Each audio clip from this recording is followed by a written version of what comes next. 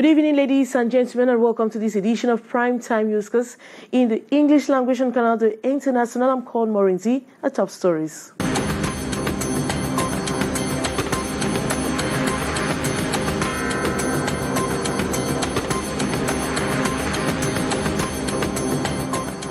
Steering Committee of the Presidential Plan for the Reconstruction and Development of the Northwest and Southwest region sees the balance sheet after a year of a physical reconstruction phase is positive, but for the financial constraints and limitations, with about 78.6 billion francs CFA yet to be mobilized.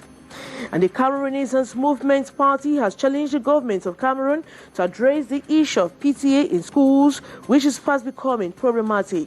And inhabitants of some neighborhoods in Douala 5 municipality had sleepless nights this September 16, 2021, following torrential rainfalls that hit parts of Cameroon's economic city last night.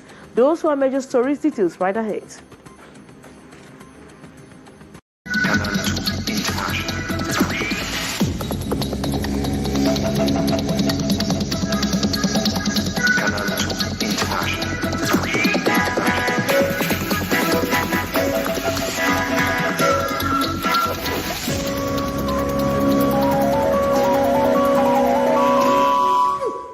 Good evening and welcome to this edition of Newscast on Canal International.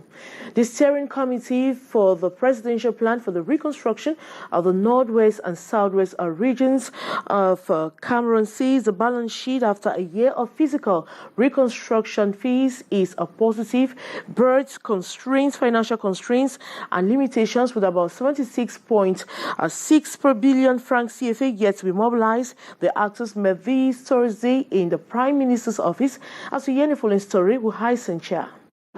12 months down the lane, time for the Steering Committee of the Presidential Plan for the Reconstruction and Development of the Northwest and Southwest regions to establish the failures and successes of the giant project. The heavy task of ensuring the rebounds of social and economic facilities in the two crisis regions. The committee says the process is in a good footing, with a successful preliminary stages of sensitization and adopting the losses recorded by the populations and the communities. The recovery phase has effectively started.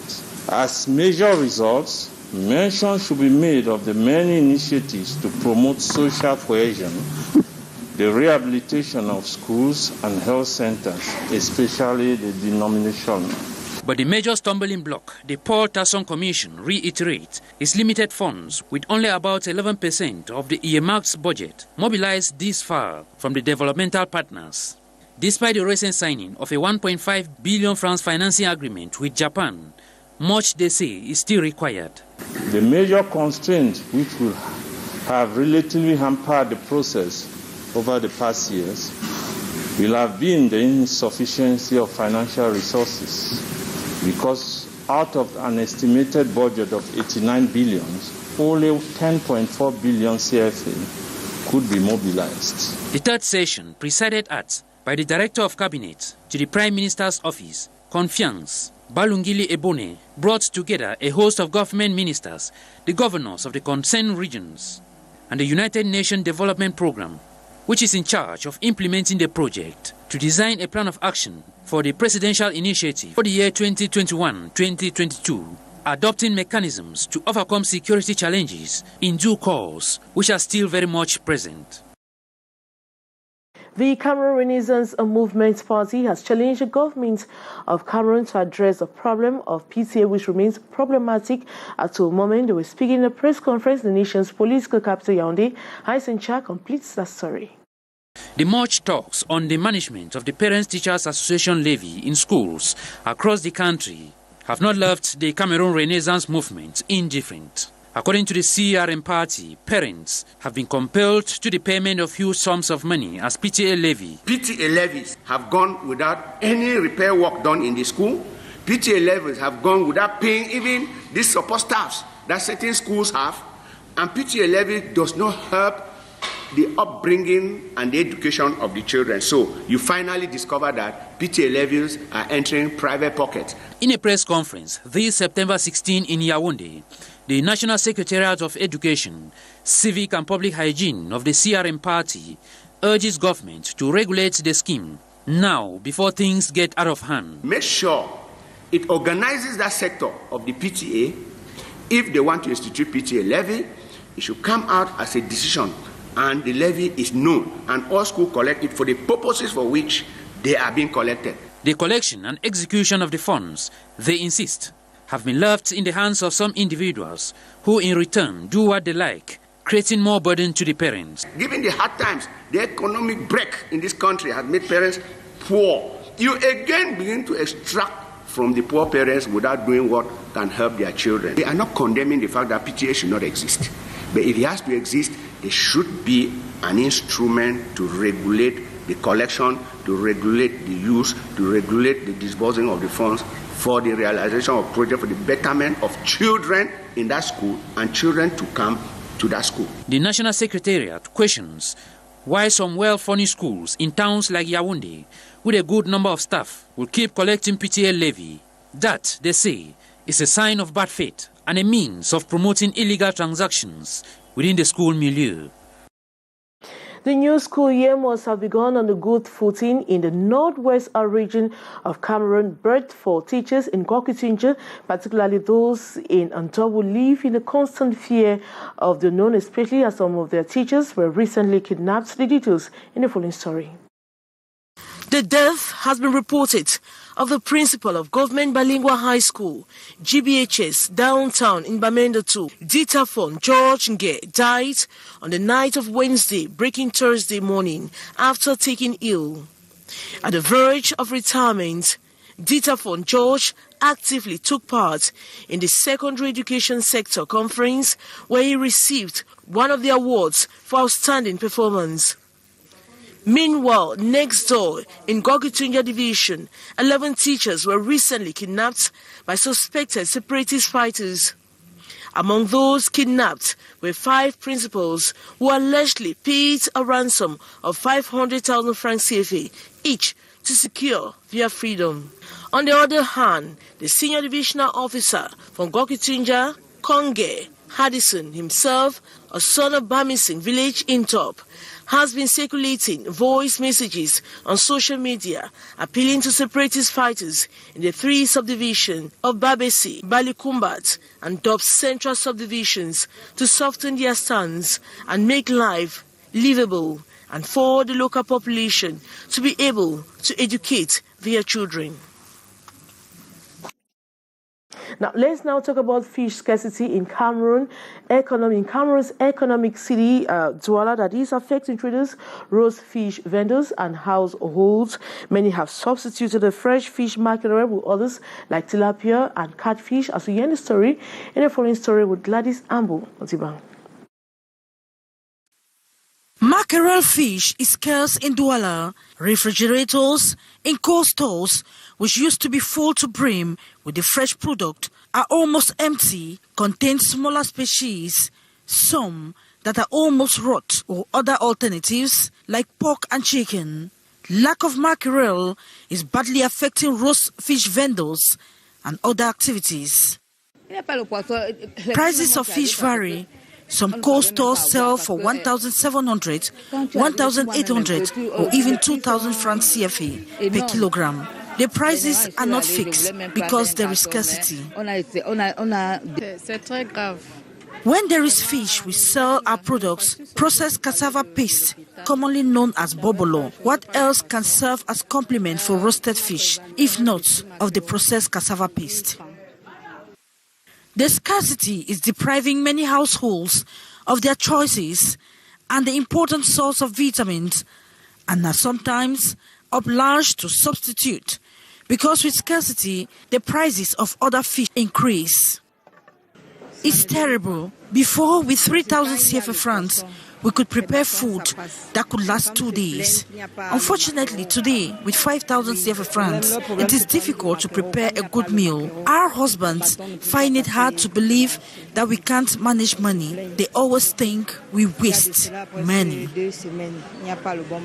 Food vendors and restaurants management also complain that caught fish was used to serve several meals in times of mackerel scarcity is also lacking. Cod fish, commonly known as morue, is now expensive. We could have a heap of 5 dried fish for 500 CFA francs, but today we have just 3 for the same price. This cannot serve a pot of soup. At this cold store, management blame the scarcity on the coronavirus pandemic, which has hindered the importation of fish. Inhabitants of some neighborhoods in the Douala 5 municipality had sleepless on night this September 16 following torrential rainfall that hit part of the city last night. Houses and streets were flooded, provoking many to stay indoors. The details in the following story. The night seems long to many as heavy rains batter the city of Douala Wednesday night, breaking Thursday morning. Many are frustrated, while hundreds are homeless.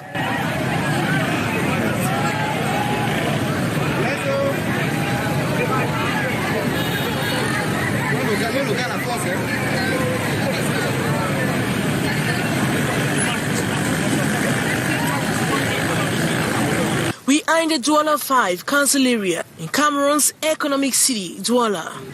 The high volume of the rain overwhelmed the inadequate drainage system in the city.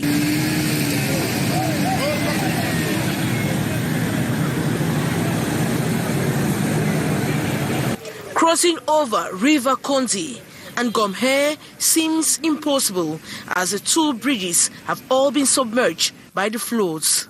Inhabitants are trapped on the spot. Many had to abandon their businesses and job sites. At both ends of the river are youths.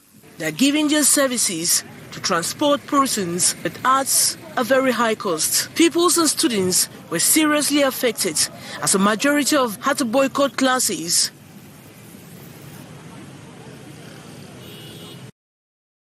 In the loving memory of his contributions to the evolution of the Bar Council, a multimedia center has been commissioned in Douala for all lawyers in Cameroon, baptized the Yondo Black Multimedia Center. The initiative is that of senior barrister Arlette Angola. More in the following story with Kejan Henry Atembe. Described as an absolute treasure to advocates not only in Douala but for the entire country, the Yondo Black Multimedia Center has been commissioned in Douala on September 15, 2021. Urged by senior barrister Arlette Angola Fotso, the initiative is to help members of the legal profession have a conducive environment to work in discretion and to carry out research. There must always be a beginning. So this might be the very beginning of what you're talking about. And we are very happy it's happened, and it is happening in respect of somebody who has been our pillar, who has made some of us enjoy coming into a profession after watching them perform. It is our honor that is being done while he is still alive. The Multimedia Center will serve as a refuge to lawyers, especially beginners who swing from one open space to another with their clients, thereby carrying out professional secrets to the public. Equipped with state-of-the-art computers, the Multimedia Center has a giant photocopy machine, a library, and a high-tech IT department. According to Barrister Arlette Angola Fotso, paying homage to Emeritus Bar Council President Yondo Black while he is still alive is to let him know how much they hold him in very high esteem as someone who committed his life to defend just cause. The fight against smuggling has intensified in Cameroon, Nigeria, both precisely at Edinau, chief town of West Coast Subdivision, as elements of the National Gendarmerie have tracked down 50 liters of fuel and other illicit products which were about being transported to Douala from Nigeria. The details with Ines Ondwambala. Violence erupted in the southwest and northwest regions since 2016.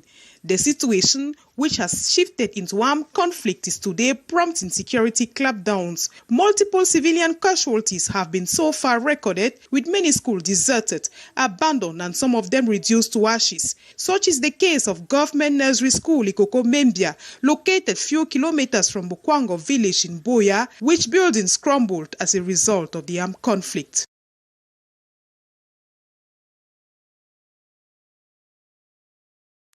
This environment yesterday was not favorable for the teaching and learning process, with educational community deploring the working condition.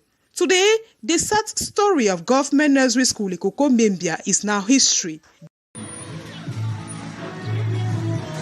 The school has been completely renovated by the 21st Motorized Infantry Brigade. I am so much impressed with what I have seen, because in a few months back, I came for monitoring to this same school, GS Ikoko Membia, where the headmistress informed me of this development. But at that time, this structure, as you see like this, it was like a bush. And I could not believe that a single person could handle the project. I knew that it's only the government who can do it, because the whole roof was dilapidated and the walls, it was like a zone one could not come. We are overwhelmed with what Colonel Eyenga has done. Colonel Eyenga Severin, commander of the 21st Motorized Infantry Brigade, has called on the population of the Southwest region to continue collaborating with defense and security forces.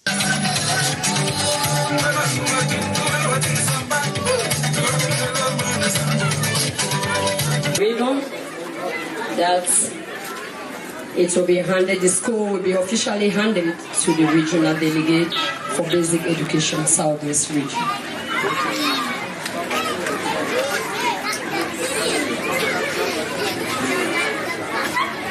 Look at this ribbon.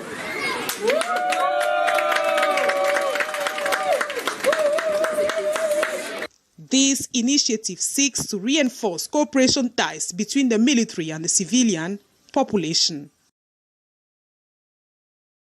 That report brings us to the end of this edition of Newscast on Canal the International. Thanks so much for watching. We have news in the French language coming up at exactly this 9:50 with Alain Gislenkanga. And coming up next is The Brief with Leo Peugeot. As for me, I'll be back with you tomorrow for another edition of the news. Good night.